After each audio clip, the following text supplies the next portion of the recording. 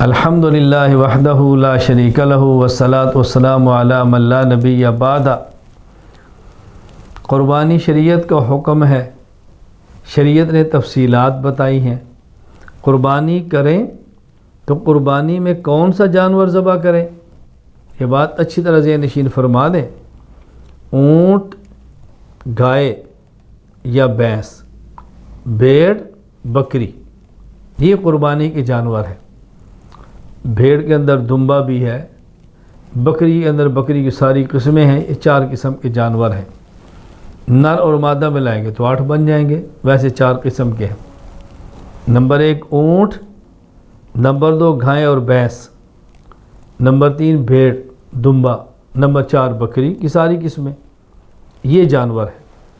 قرآن کریم سورۃ الحج میں اللہ تعالیٰ فرماتے ہیں وَلِكُلِّ أُمَّةٍ جَعَلْنَا مَنْسَكًا لِيَذْكُرُوا اسْمَ اللَّهِ عَلَىٰ مَا رَزَقَهُم مِّن بَهِيمَةِ الْأَنْعَامِ، ہم نے ہر امت کے لیے چوپایوں کے مخصوص جانوروں پر ایک میں سے قربانی لازم کی ہے، اس پر اللہ کا نام لیں اور قربانی کے اندر جانور ذبح کریں۔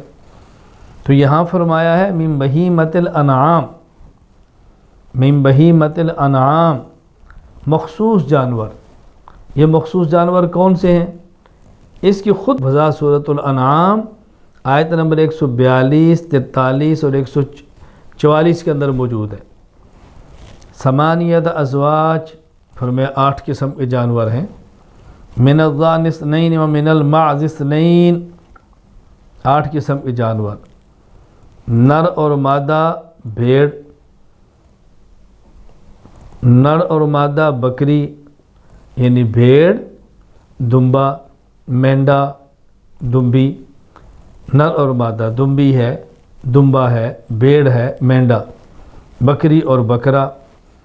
اسی طرح آگے فرمایا وَمِنَ الْإِبِلِ اثْنَيْنِ، اونٹ نر اور مادہ، وَمِنَ الْبَقَرِ اثْنَيْنِ، گائے نر اور مادہ۔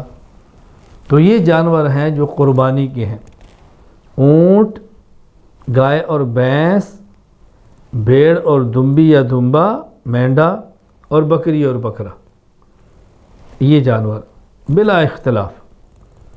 گائے کے علاوہ بھینس کے اندر بھی قربانی کرنی چاہیے، بھینس قربانی کا جانور ہے، اس پر مستقل ہمارے دلائل آ رہے ہیں انشاءاللہ العزیز۔ اس وقت یہ وضاحت کرنے مقصود ہے کہ قربانی کے جانور صرف یہ ہیں، ان جانوروں میں گھوڑا بھی نہیں ہے، ان جانوروں میں مرغا بھی نہیں ہے، ان جانوروں میں ہرن بھی نہیں ہے، یہ جانور نہیں ہے۔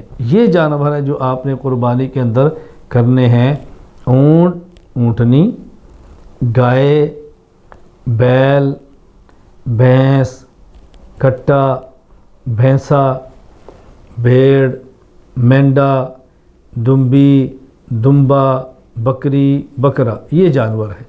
اللہ تعالیٰ احکام شریعت سمجھ کر عمل کرنے کی توفیق عطا فرمائے۔